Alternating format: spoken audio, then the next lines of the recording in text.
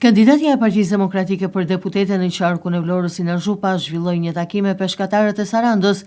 Sipas Zhupës, peshkatarët janë të braktisur nga qeveria e mezi presin alternativën e Partisë Demokratike.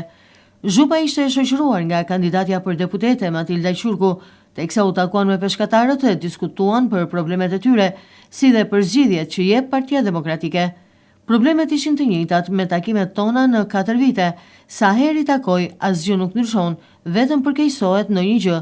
Kam folur shpesh për ta, por në vesh të shurdhër, ndaj kësaj radhe nuk do të lejoj të jemi opozite, të kemi fjalën, por do të zgjedhim programin ton, është shprehur Zhupa gjatë takimit.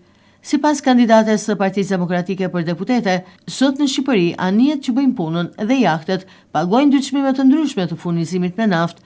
Ato të qejfit e të luksit e paguajnë më lirë, e ata të hallit të punës të djersës së ballit e paguajnë më shtrenjtë naftën.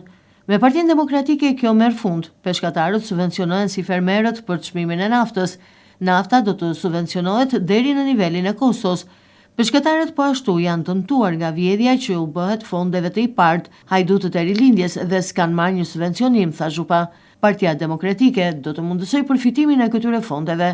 Subvencionimi normave të interesit deri në masën 80% për kredit bankare, për blerjen e pajisjeve për peshkimin dhe modernizimin e flotës. Ne, tha Zhupa, garantojmë që moli Sarandës nuk do të preket për interesa klienteliste, por do të ngrihet në standardet e kohës për t'ju shërbyer peshkatarëve.